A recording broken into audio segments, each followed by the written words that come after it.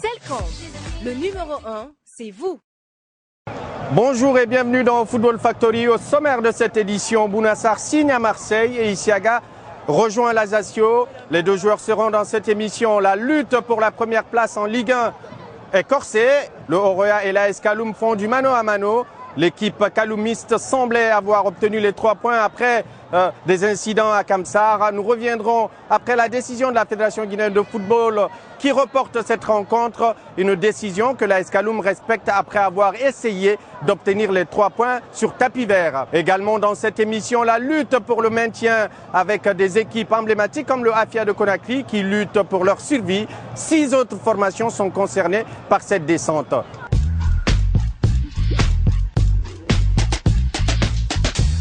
Comment devenir footballeur? C'est la problématique des jeunes footballeurs guinéens. Manque d'infrastructures, manque d'encadrement. Comment les jeunes Guinéens se battent au quotidien pour devenir footballeurs? Nos équipes se sont intéressées à cette question.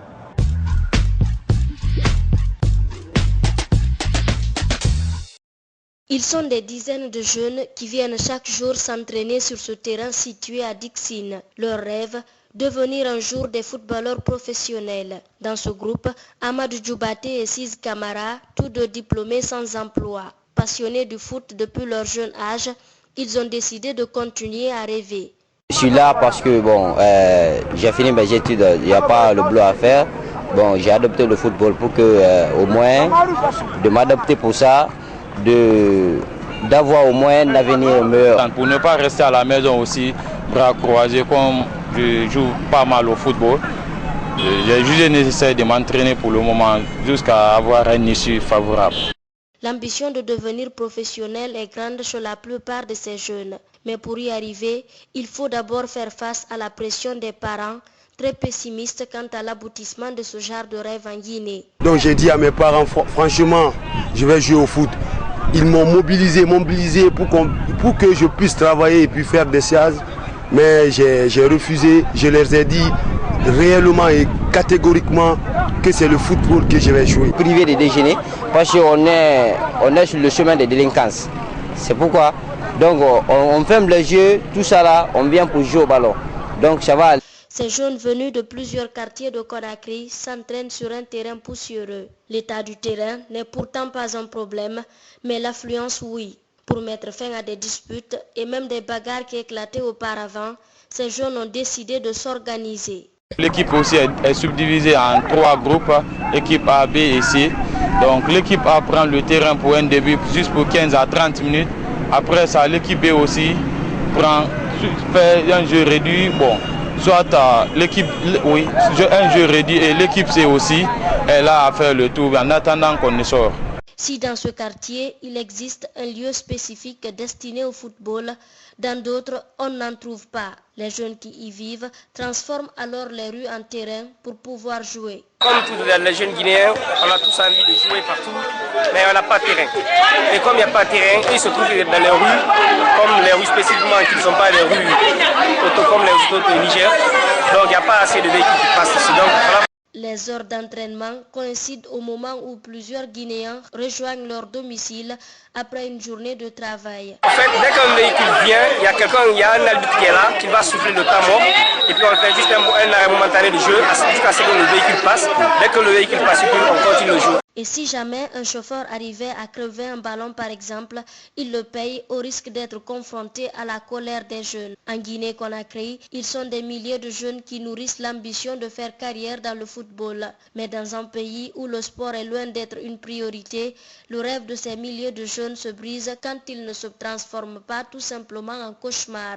Mais pour ces amoureux du cuir rond, il n'est pas question de baisser pour autant les bras.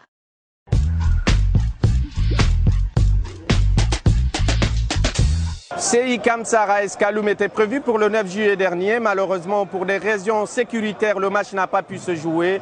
Le président du CIK nous explique pourquoi les forces de sécurité n'ont pas pu être à Boké à temps.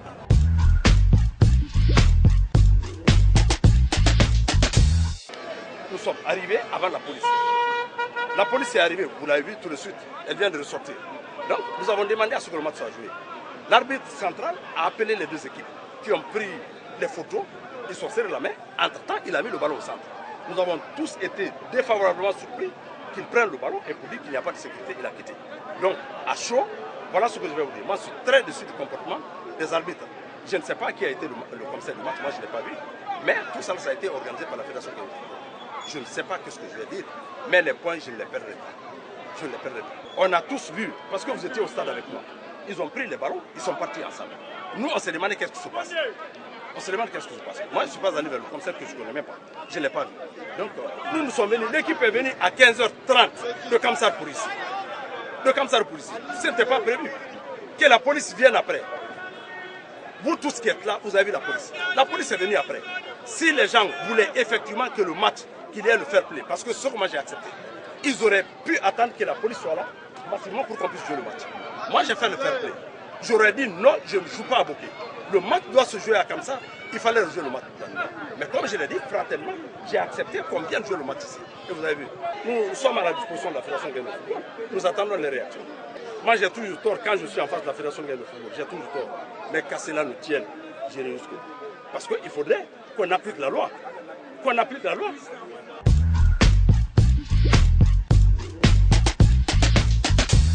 La Fédération guinéenne de football, dans une décision, a reporté cette rencontre qui, logiquement, selon en tout cas certains observateurs, aurait dû être perdue sur tapis vert. Malheureusement, les conditions réglementaires n'étaient pas respectées pour la délocalisation du match et la convocation, selon la décision de cette Fédération guinéenne de football, la convocation du match n'a pas été faite dans les règles. Donc, la Fédération décide de reporter ce match pour le 25 juillet, comme nous l'explique ici Abdoulaye Ba, président de la commission juridique de la Fédération guinéenne de football.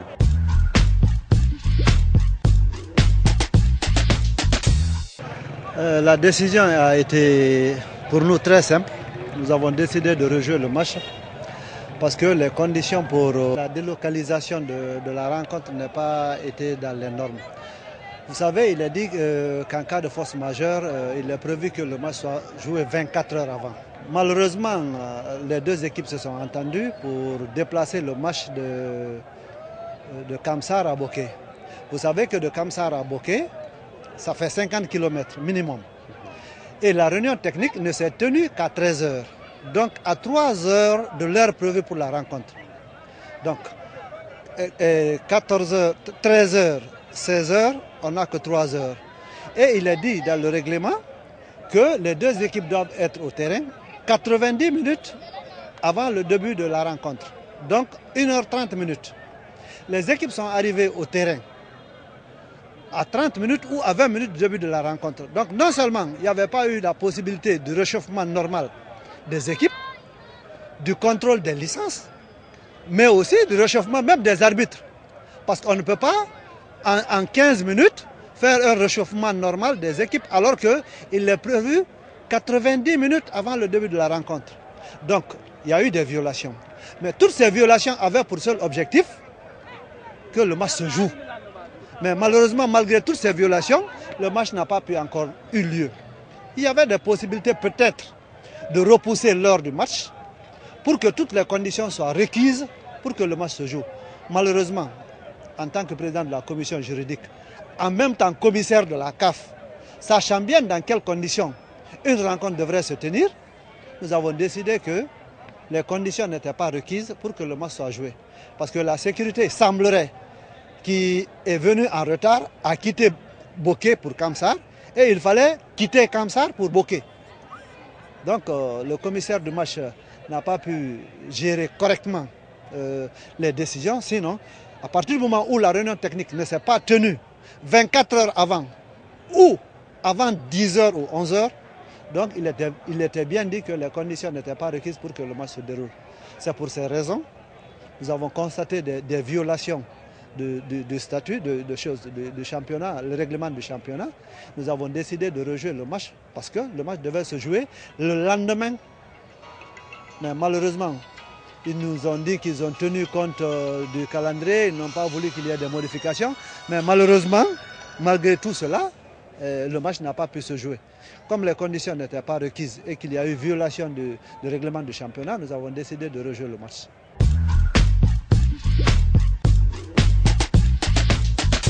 Du côté de l'AS Kaloum, Ali Kader Touré a pris acte, le manager général du champion de Guinée, n'a pas de commentaire particulier à faire par rapport à cette décision de l'instance dirigeante du football guinéen. Ils acceptent volontiers de rejouer ce 25 juillet du côté de Kamsar.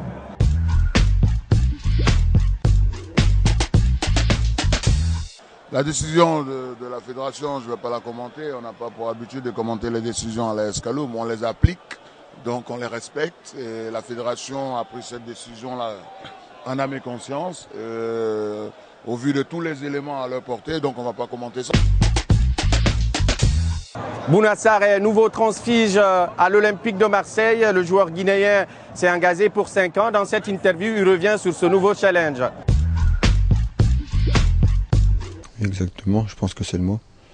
Voilà, maintenant c'est une marche haute, mais si je suis ici, c'est que je suis ambitieux et je suis très heureux aujourd'hui de signer à l'Olympique de Marseille. L'OM est apparu comme une évidence pour vous? Bah oui, forcément. C'est vrai qu'un club comme Marseille, ça ne se refuse pas. Donc à partir du moment que j'ai su que j'étais intéressé, j'ai foncé et je ne me suis pas posé 10 000 questions. Est-ce que vous avez l'impression aujourd'hui de découvrir un autre univers, vous qui avez fait toutes vos classes pratiquement avec Metz? Oui, forcément, c'est un gros club. C'est un club populaire et forcément, c'est sûr que ça va me changer de Metz. Alors vous connaissez sûrement la popularité, l'engouement suscité par l'OM. Ça ne vous fait pas peur, ça ne vous effraie pas d'arriver justement dans un club comme ça, avec tout ce que ça implique en termes d'attente et de pression? Non, du tout, loin de là. Voilà. C'est sûr que ça va me changer de Metz, mais bon, quelque part, pour moi, c'était une évidence. Pour franchir un palier, il fallait que j'arrive dans ce genre de club. Voilà, c'est sûr que c'est Marseille, il est populaire. Il y a tout l'engouement autour du club, mais ça ne me fait pas peur, loin de là. Je pense qu'on peut faire une belle saison cette année. Alors est-ce que vous pensez que vous aurez à faire vos preuves ou à faire preuve de patience aussi cette saison? Oui, forcément, je pense que je vais devoir me faire connaître par le public marseillais. Parce que forcément, un joueur qui vient du FC Metz n'est pas forcément connu par tous, mais voilà, ça sera à moi de faire mes preuves et de tout faire pour être adopté par le public. Alors justement, vous devez vous faire connaître. Que diriez-vous, quelles sont vos qualités de joueur sur le terrain? Je suis un joueur de percussion, de dribble, qui cherche à amener le danger dans le camp adverse. Donc voilà, mon jeu est essentiellement basé sur la vitesse d'exécution, la percussion, et donc voilà. Est-ce que vous connaissez certains de vos nouveaux coéquipiers? Non, pas personnellement. Maintenant, c'est vrai que sur les terrains de jeunes, on a tendance à évoluer les uns contre les autres. Donc, juste de vue, on va dire, mais pas personnellement, non. Bon, pour finir, Bouna, un message peut-être à adresser aux supporters de l'Olympique de Marseille? Oui, tout simplement pour dire que j'ai hâte de reprendre avec mes nouveaux coéquipiers et j'espère qu'on va faire une belle saison. Le Marseillais qui n'avait pas répondu à la convocation de Luis Fernandez pour le regroupement de Paris a été exclu par le Français qui a décidé que ce joueur ne ferait plus partie, tout comme 5 autres joueurs de son effectif pendant sa présence à la tête du Sili national de Guinée. En commentaire, le Marseillais a simplement dit qu'il s'était entretenu avec le sélectionneur et que pour l'instant, sa priorité est son club et qu'il ne verra pour une sélection entre la Guinée et la France qu'après avoir réfléchi mûrement. Donc pour l'instant, Bouna Sarr n'est même pas en position de décider s'il joue pour la Guinée ou pas. Isiaga Silla quitte Toulouse où il a passé 2 bonnes saisons. Malheureusement pour le Guinéen, son rendement ne satisfaisait plus son club de Toulouse qu'il a vendu à Ajaccio. Il s'exprime ici au micro de son club sur les raisons de son départ et de son arrivée à Ajaccio. Moi j'étais en sélection avec l'équipe nationale de Guinée. Donc Christophe il a appelé mon agent Abdou Karim Bangoura. Donc actuellement il est en Guinée. Après lui aussi il m'avait appelé pour pour me dire que j'ai un projet pour Ajaccio.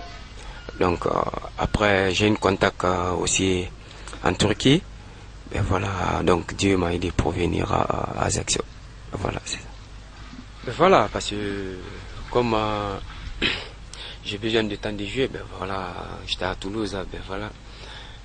Donc comme je ne joue pas, après moi aussi j'ai choisi pour venir jouer à Ajaccio.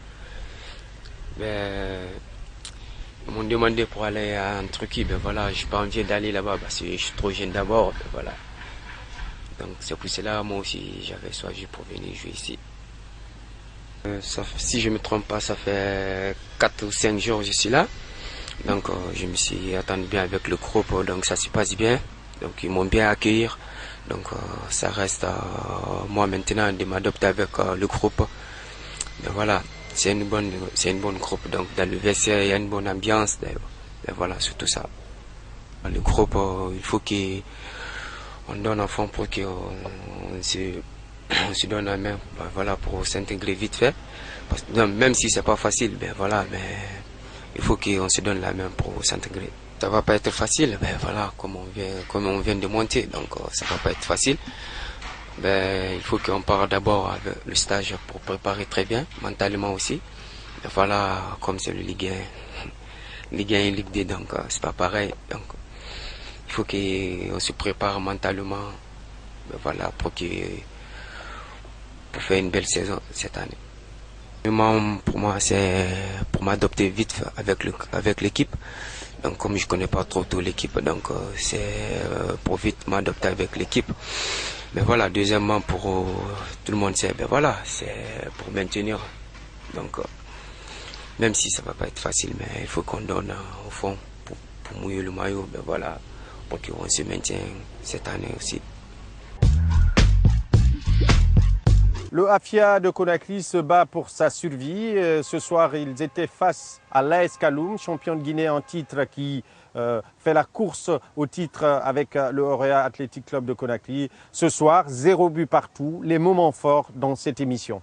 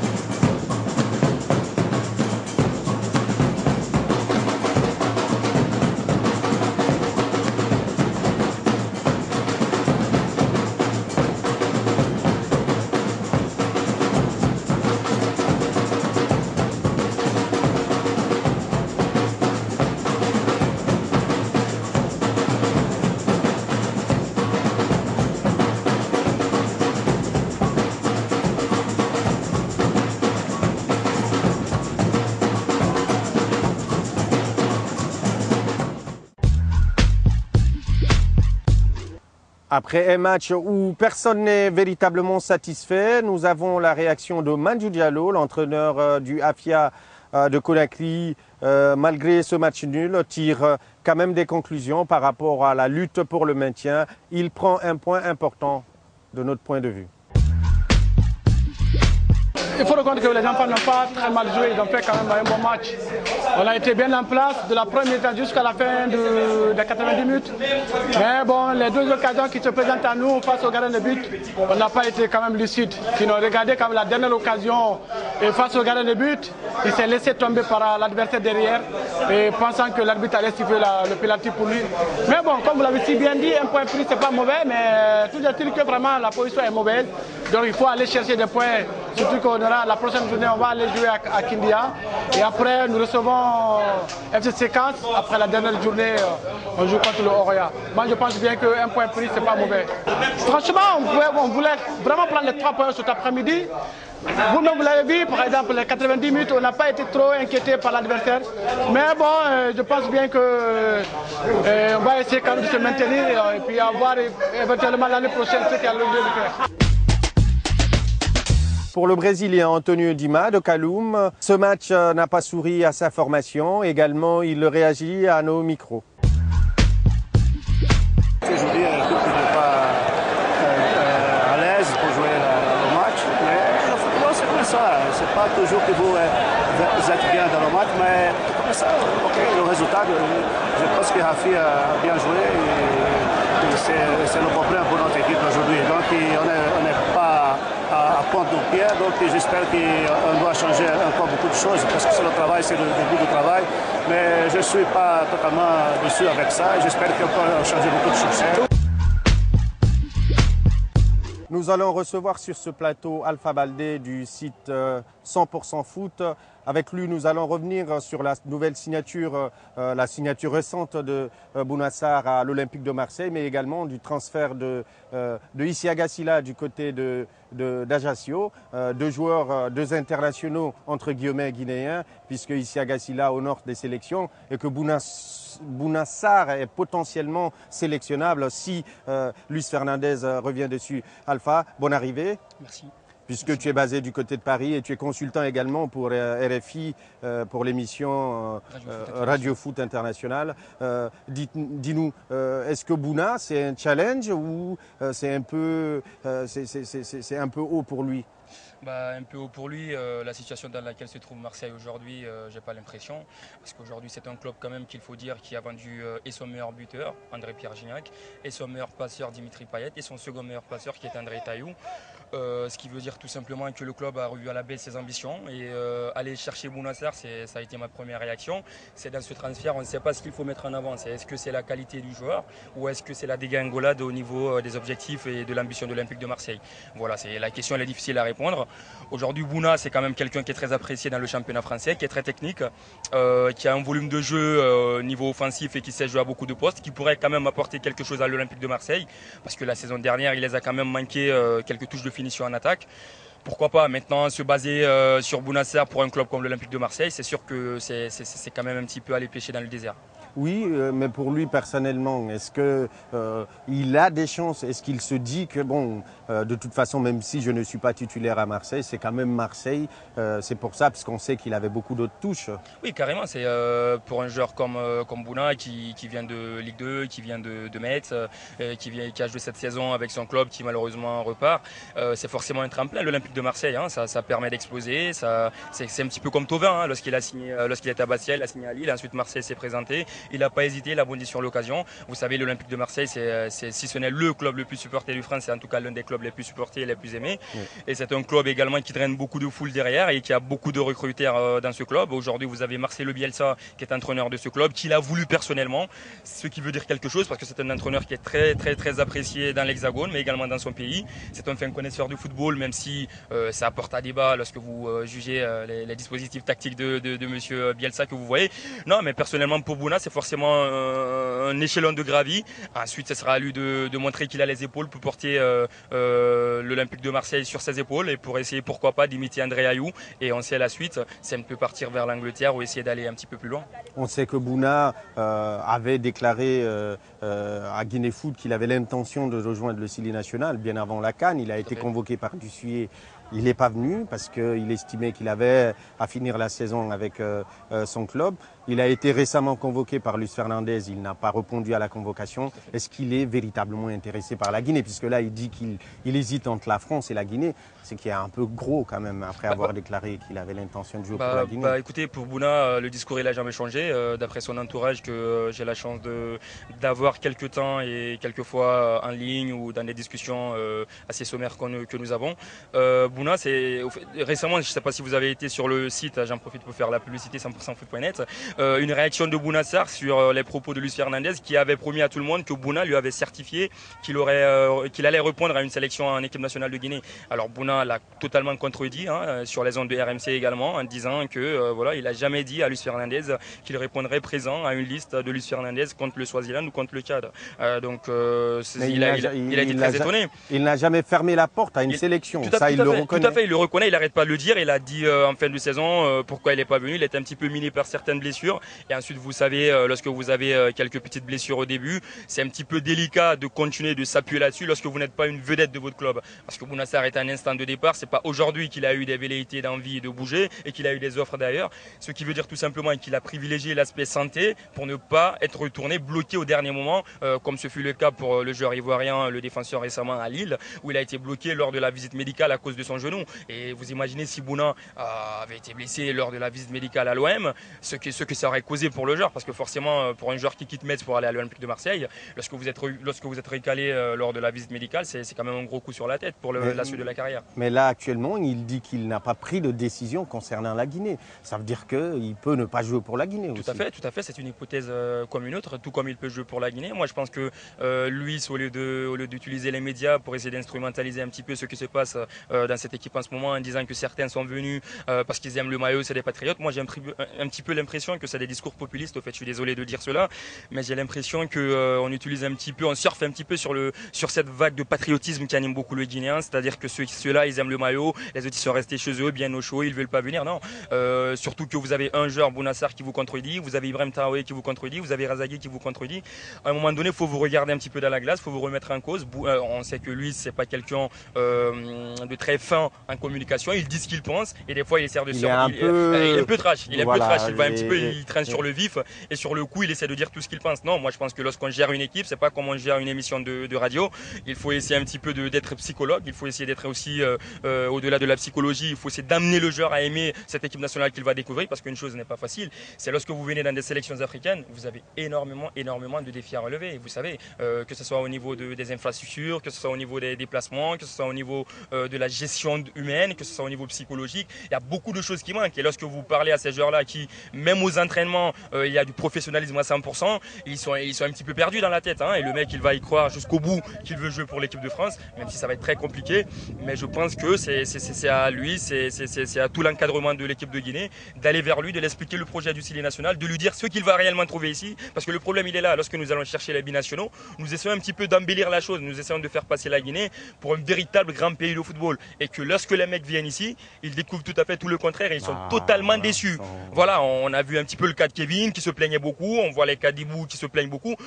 On ne les vend pas le véritable projet. Lorsqu'on va voir les gars, on prend des jets privés, on amène des milliards, on amène des manettes et tout. Non, il ne faut pas cela. Il faut les projeter peut-être un film pour que les mecs sachent à quoi ils ont affaire, pour que les mecs sachent qu'on les aime en tout cas ici. Ça, c'est la première des choses. Et s'ils ont besoin d'amour, qu'on va toujours leur apporter, mais qu'on a également besoin de leur patriotisme, mais qu'on a également besoin de leur investissement. Surtout ça. Mais moi, je pense que ça manque beaucoup dans le discours lorsqu'on va chercher les binationaux. Oui, d'accord. Maintenant, en parlant de joueurs du Sili, Isiaga Tchila a passé une saison difficile la dernière saison. Là, ils l'ont gentiment mis à la porte pour Toulouse. On l'a écouté dans cette émission expliquer quelles sont les raisons qui l'ont poussé à partir, parce qu'il a envie de se relancer. Mais est-ce que Isiaga a le niveau de la Ligue 1 française ? Je sais pas, ces gars, vous êtes maître de vos mots, niveau de la Ligue 1. Moi, je sais pas.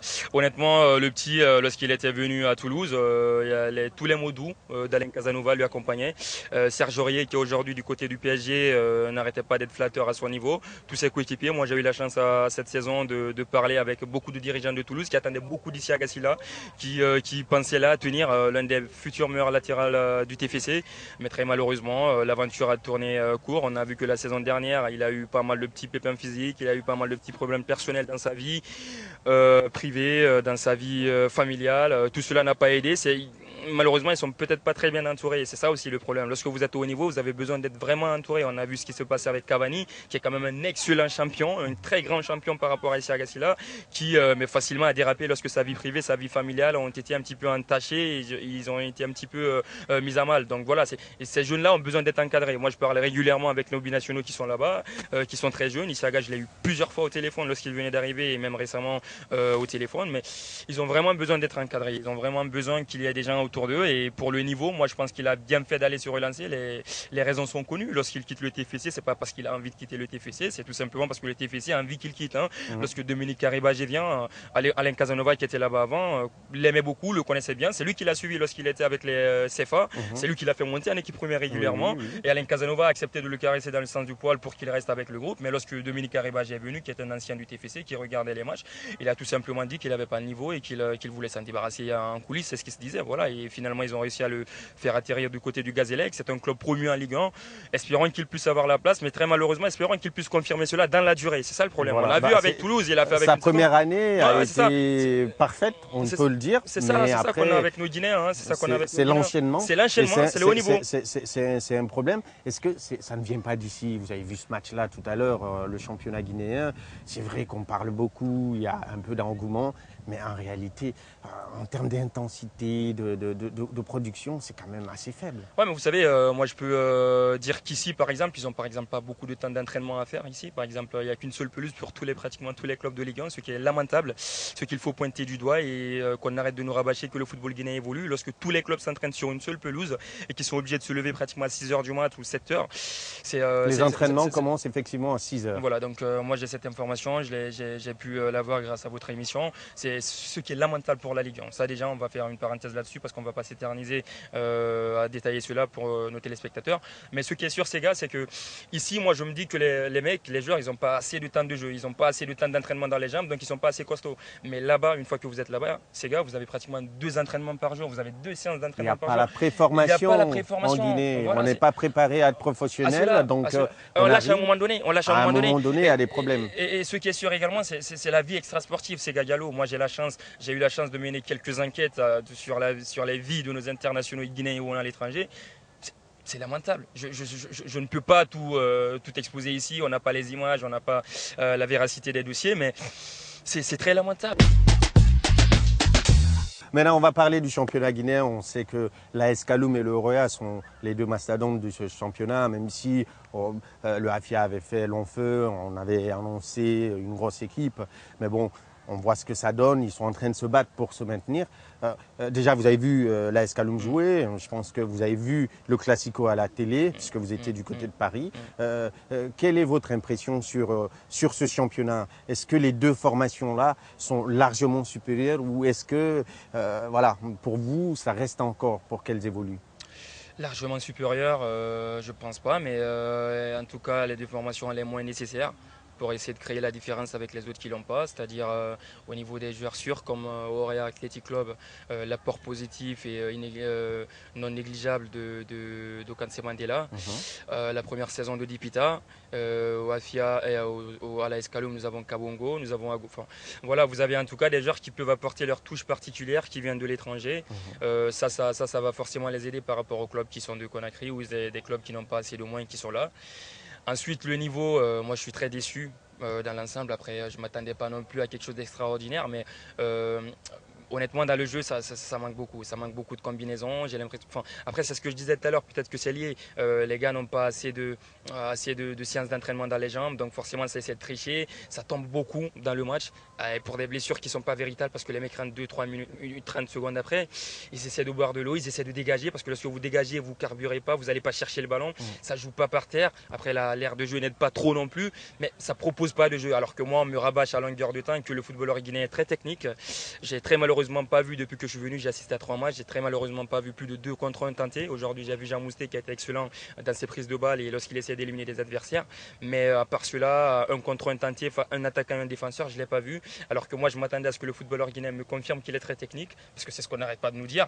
Alors que la technicité c'est lorsque vous essayez de mettre votre équipe en supériorité numérique en phase offensive. Et j'ai pas vu une défense déstabilisée grâce à un dribble ou grâce à une passe décisive d'un joueur ici sur la pelouse. Ça c'est un premier aspect. Le second aspect c'est que ça manque beaucoup de professionnalisme, que ce soit dans les équipements. Ça, bon, voilà, ça on le connaît déjà, on ne va pas revenir là-dessus. Vous l'avez tellement dit que vous prenez de l'âge avec, quoi. Oui, et ça c'est malheureusement la lutte qu'on continue de mener pour les infrastructures. Et ça c'est le travail qui revient à l'État, puisque évidemment on ne peut pas, les clubs n'ont pas les moyens de construire des stades. Il faut des mesures d'accompagnement. La semaine dernière, nous étions du côté de Dougleka où on a visité les installations qui sont en train de naître du côté de Yorokogia. Antonio Soare est en train de bâtir une académie en son nom et je pense qu'il nous faut des projets comme ça, multiplier 5-6 projets comme ça peut nous permettre de relancer la machine, parce que pour produire de bons joueurs il faut de la formation qui malheureusement pour l'instant on n'a pas. Alpha, on ne va pas vous garder assez longtemps, on est encore à Conakry, donc on va se retrouver dans cette émission pour continuer de parler du Sili national. On va organiser un débat pour parler des problèmes du Sili national, mais également des perspectives, puisque le prochain match du côté du Zimbabwe, il faudra le gagner. Et pour cela, Luis et ses décisions, voilà, il faudra qu'il revoie un peu la situation de cette formation. J'ai appris qu'il y a des tractations en coulisses pour que certains joueurs puissent revenir. On va suivre tout ça de très près. On va suivre votre site également qui nous informe régulièrement sur la vie de cette équipe nationale de Guinée. Je vous remercie beaucoup. Merci d'être passé avec nous. Nous allons continuer cette émission avec Pierre Fatewa Diawara. Nous allons recevoir Pierre Fatewa Diawara du groupe Évasion Guinée. Pierre, nous avons suivi Afia AS Kaloum. Le club de Dixine n'a pas gagné, donc ils sont encore menacés par cette relégation. C'est une saison difficile pour Mandiou et ses poulains. Évidemment, c'est une saison difficile. D'autant plus qu'on sait que quand ce club-là venait d'arriver, le club est arrivé avec fanfare, grande pompe. On a pensé donc que le club jouerait aussi, si vous voulez, la rivalité avec les grosses cylindrées qu'on a, mais ce ne fut pas le cas. Aujourd'hui, je crois, ça reste juste quelque chose de 2 journées. Ben, le club pointe à la 10e place. Et là aussi, tu dis bien, il y a des clubs qui sont derrière, qui le talonnent déjà. Donc le risque est encore gros de voir ce club-là dégringoler. On espère juste que ce ne sera pas le cas, mais pour l'instant, sans risque, le club est vraiment menacé. Mandiou arrive avec un groupe déjà constitué, donc il a des circonstances atténuantes. Est-ce que s'il avait constitué lui-même cette équipe, on n'aurait pas eu des résultats différents? Oh oui, à sa décharge, on peut le dire effectivement, parce que vous le savez bien, je crois que pour un technicien, ce serait mieux qu'il arrive que ce soit lui-même qui constitue son groupe. Maintenant, avec Mandiou, c'est vrai, je crois qu'il a trouvé que Dumas avait déjà commencé un travail. Bon, c'est vrai, au début, Afia, ça se portait encore mieux que dernièrement avec cette fin de saison-là. Oui, maintenant, ça, c'est à la décharge de Mandiou. Ça va être très difficile pour lui, mais j'espère pour lui que ça ne sera pas vraiment catastrophique à l'issue de 2 ou 3 journées qui restent pour lui. J'espère qu'il pourra sauver sa saison. Mais est-ce qu'aujourd'hui, avec ce match nul, on peut dire que l'AS Kaloum dit adieu au titre avec la victoire du Oroya du côté de Kamsar? Évidemment, évidemment, parce que mathématiquement, je crois que ça reste encore quelque chose de 3 ou 4 matchs pour le Bingui. Ouais. Mais ça va être très difficile parce que l'écart continue de se creuser. Je crois aujourd'hui, c'est finalement 10 points d'écart avec le Oroya d'Antonio. Ça va être très, très difficile, même s'il ne faudrait pas tout de suite se prononcer. Mais moi, personnellement, je crois que là, le titre, ça ne peut plus être joué pour l'AS Kaloum.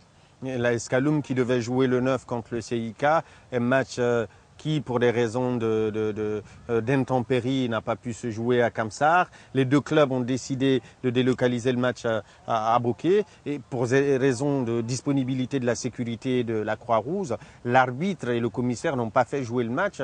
Donc la fédération décide que ce match va être joué, alors qu'on avait entendu des sons de cloche différents du côté de Kaloum, qui estimait que réglementairement, vu que le club de Kamsar devait organiser le match, ils perdent sur tapis vert. Est-ce que vous comprenez un peu cette décision de la fédération, puisque la fédération met en avant le règlement de la fédération aussi qui dit que pour délocaliser un match, il faut un délai minimum?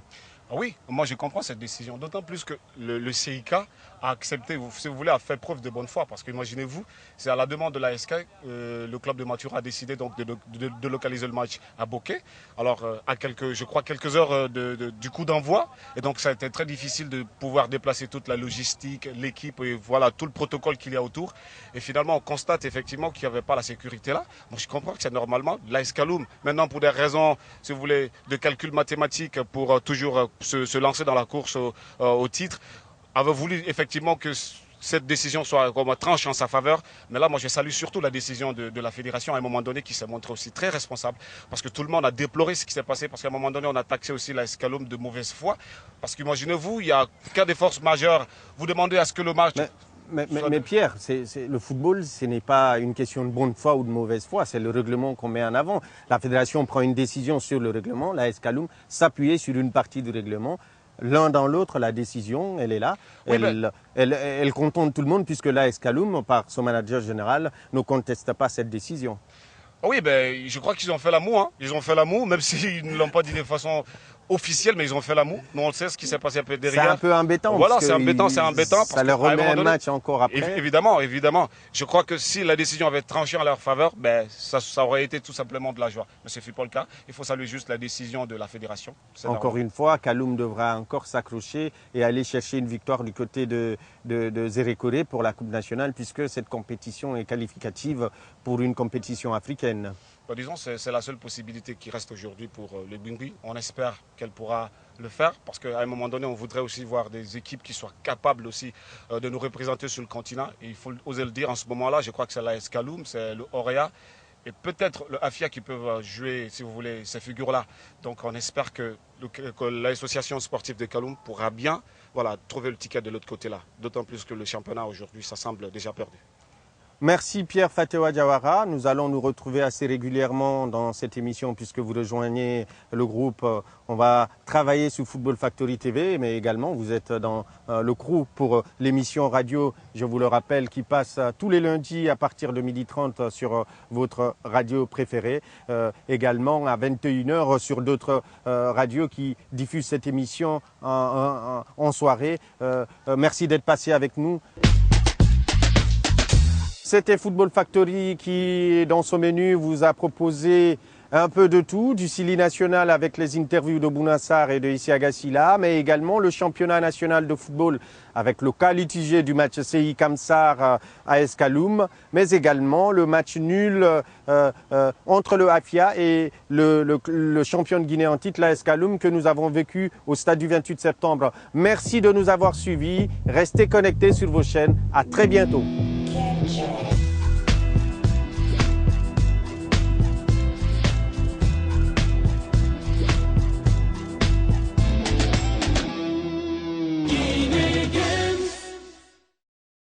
Celcom, le numéro 1, c'est vous.